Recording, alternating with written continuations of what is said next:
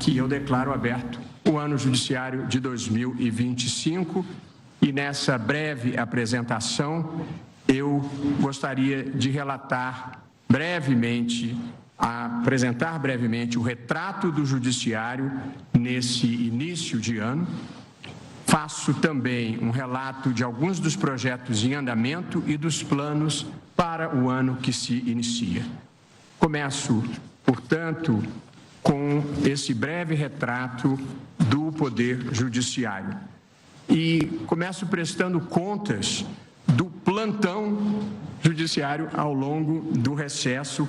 Foram mais de 4.000 processos conclusos à presidência e à vice-presidência. E eu, desde logo, queria agradecer de coração ao ministro Luiz Edson Fachin, que dividiu comigo as tarefas nesse período de recesso, nesse período do plantão, e me permitiu um breve descanso, brevíssimo, devo lhe dizer, e também que eu pudesse comparecer a alguns eventos institucionais no exterior. E, a propósito, e ainda prestando contas do período de plantão, eu estive em representação do Tribunal no Fórum Econômico Mundial em Davos como convidado, onde participei de painéis sobre a mudança climática, regulação de mídias e sobre segurança jurídica no Brasil. E destaquei, ao tratar da segurança jurídica, prezados presidentes, alguns fatores que fazem do Brasil um dos países mais atraentes do mundo, inclusive para investimentos. Estabilidade institucional, fronteiras consolidadas, boa relação com nossos vizinhos e com quase todos os países do mundo, ausência de conflitos religiosos, grande potencial de energias renováveis e espaço para crescimento em áreas diversas, além de sermos um país multicultural, multirracial e com muita gente bacana.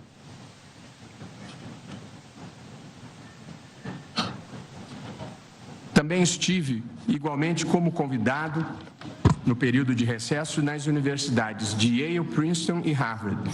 Nas instituições de conhecimento pelo mundo afora, o Supremo Tribunal Federal é celebrado como a corte que ajudou a preservar a institucionalidade num momento da história em que se verifica a erosão democrática em muitos países, impulsionada pelo autoritarismo, pela arrogância e pela supressão de direitos. Apresento a seguir, para conhecimento de todos, alguns números do Judiciário. Começo pelo número de juízes. Somos 18.000 juízes e somos 280.000 servidores. Nós somos a instituição de maior capilaridade na República, que atende aos quase 6.000 municípios do Estado brasileiro. São 80 milhões de processos pendentes. E aqui faço o registro, nós conseguimos reduzir no último ano 4 milhões de processos. A maior redução em número de processos desde que se começou esta contabilização histórica.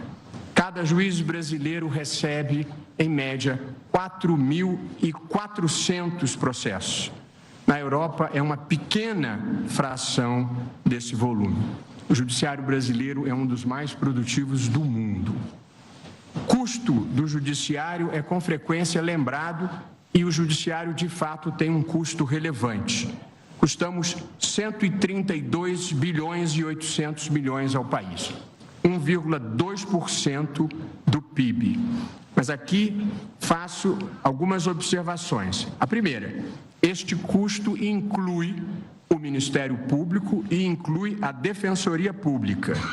E o percentual vem decrescendo ao longo dos anos. Em 2009, o Poder Judiciário da União representava 4,83% do orçamento fiscal. Em 2025, ele será de 2,93%. O valor arrecadado pelo Judiciário em 2024 foi de 56 bilhões e 740 milhões, ou seja, 52% do custo do Judiciário é arrecadado pelo próprio Judiciário. Com duas observações importantes. A União os estados e os municípios não pagam pelo uso do judiciário, nem taxa judiciária, nem custas. E, além disso, 50% dos processos, num país ainda pobre, tramitam em gratuidade de justiça. Portanto, em verdade, o judiciário brasileiro, ele subsidia a atuação judicial da Fazenda Pública e de todas as pessoas pobres brasileiras. Desde 2017, o judiciário vive com o mesmo orçamento, acrescido apenas do percentual de inflação.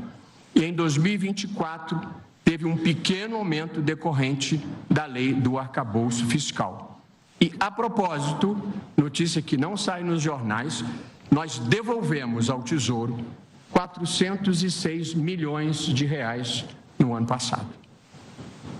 Nós somos contra todo o tipo de abuso e a Corregedoria Nacional de Justiça, liderada pelo querido amigo ministro Mauro Campbell Marques, está atenta. Mas é preciso não supervalorizar críticas que muitas vezes são injustas ou frutos da incompreensão do trabalho dos juízes. Passo à parte 2 da minha apresentação, projetos em andamento. E aqui abro um primeiro capítulo sobre a integridade e qualidade do judiciário. Nós instituímos um exame nacional de magistratura e já conseguimos realizar 2 provas. Como muitos saberão, mas não custa esclarecer, todos os tribunais do país continuam com a sua autonomia para realizar os seus concursos públicos. Mas para se inscrever neste concurso, é preciso previamente ter sido aprovado num exame nacional que é conduzido sob a supervisão do Conselho Nacional de Justiça.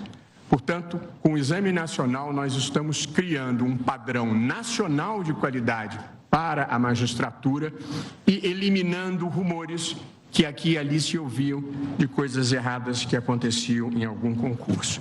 E fizemos a mesma coisa relativamente aos cartórios, com a criação de um exame nacional de cartórios. O primeiro será realizado no próximo mês de abril, sob coordenação da Corregedoria Nacional de Justiça. E conseguimos, em 2024, após 36 anos de vigência da Constituição, realizar o primeiro concurso para notários e registradores do estado de Alagoas. Relativamente à racionalização da litigância, a litigiosidade no Brasil é uma das maiores do mundo, com mais de 80 milhões de processos. A partir da atuação conjunta do Supremo Tribunal Federal e do Conselho Nacional de Justiça, passou-se a exigir prévio protesto de certidão de dívida ativa e permitiu-se a extinção das execuções até R$10 mil que estivessem sem movimentação útil, ou seja, sem citação do devedor ou sem penhora de qualquer bem. Os resultados foram impressionantes e aqui registro a colaboração de todos os tribunais na pessoa do presidente do Tribunal de Justiça de São Paulo, Fernando Torres Garcia.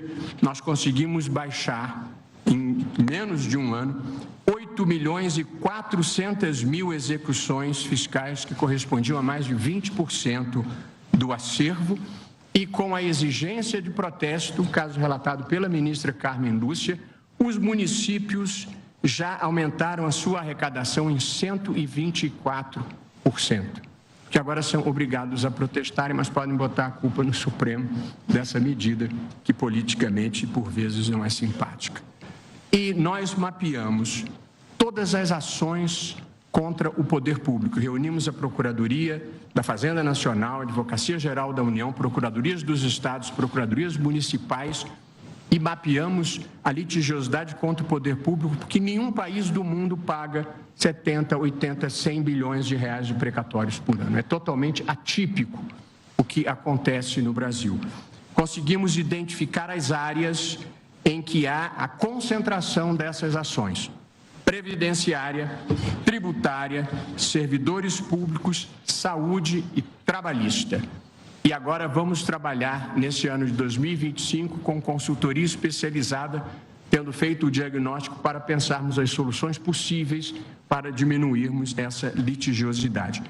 E, por fim, no tocante à litigiosidade trabalhista, nós aprovamos no Conselho Nacional de Justiça uma resolução que prevê que, se no ato da rescisão empregador e empregado estiverem de acordo e assistidos por advogado, esta rescisão pode ser homologada pela Justiça do Trabalho, ficando vedada a propositura de reclamações trabalhistas, porque muitas vezes o excesso de reclamação trabalhista também é um desincentivo ao investimento. No plano da promoção de direitos fundamentais, nós conseguimos regulamentar no Conselho Nacional de Justiça a determinação do Supremo para a elaboração de um plano para enfrentar o estado de coisas inconstitucional no sistema prisional. E o plano cuida minuciosamente, plano elaborado pelo Conselho Nacional de Justiça e pelo Ministério da Justiça e Segurança Pública, aqui representado pelo ministro, querido amigo Ricardo Lewandowski. O plano prevê controle de entrada no sistema, melhoria da qualidade das vagas, melhoria no processo de saída de quem já cumpriu a pena e políticas de prevenção para evitar a reincidência. O plano foi aprovado aqui pelo plenário e agora todos os estados têm 6 meses para apresentarem os seus planos de enfrentamento ao problema grave do sistema prisional. E aqui é preciso que a sociedade bem compreenda que não tratarmos adequadamente o sistema prisional é mantermos uma fonte de alimentação da criminalidade e permitir que eles sejam dominados por facções criminosas e permitir ou não permitir que essas pessoas sejam reintegradas à sociedade. Portanto, o sistema prisional tem que proteger a sociedade e não pode ser um espaço de onde as pessoas saiam piores do que entraram. Muita gente não compreende isso, mas é muito importante para uma política de segurança pública dar o tratamento adequado ao sistema prisional. Nós implementamos também a paridade de gênero nas promoções por merecimento para o 2º grau. E, portanto, todos os tribunais do país, nas promoções por merecimento, se na vaga anterior houver sido promovido um homem, a vaga seguinte, presidente, tem que ser de uma mulher. E se na vaga tiver sido promovida uma mulher, a vaga seguinte pode ser outra mulher, até chegar a 40%. As mulheres são cerca de 40% dos juízes de 1º grau, mas quando chega nos tribunais de 2º grau são menos de 20%. Portanto, onde é puramente mérito, as mulheres têm este percentual, onde já há algum tipo de injunção política, as mulheres perdem esta participação. E, por fim, na agenda de direitos humanos, nós implementamos o programa de bolsas para os candidatos negros à magistratura, com recursos arrecadados na iniciativa privada e geridos pela Fundação Getúlio Vargas de São Paulo. O CNJ estruturou um programa de bolsas que inclui vagas gratuitas, centenas de vagas gratuitas em cursos preparatórios e bolsas de R$3.000, uma ajuda de custo de R$3.000 para os 100 primeiros colocados do Exame Nacional. Com isso, presidente Lula, presidente Hugo Mota, presidente Alcolumbre, nós esperamos fazer com que o judiciário tenha uma demografia mais parecida com a sociedade brasileira. Eu viajo pelo Brasil inteiro e visito os tribunais, converso com os juízes, converso com a direção dos tribunais. O judiciário no Brasil é quase que integralmente branco. Parece que é uma cota única para brancos. E, portanto, nós precisamos incorporar com qualidade a diversidade brasileira também no poder judiciário. E, portanto, nós estamos investindo não em cotas, mas em qualificação para que essas pessoas sejam mais competitivas.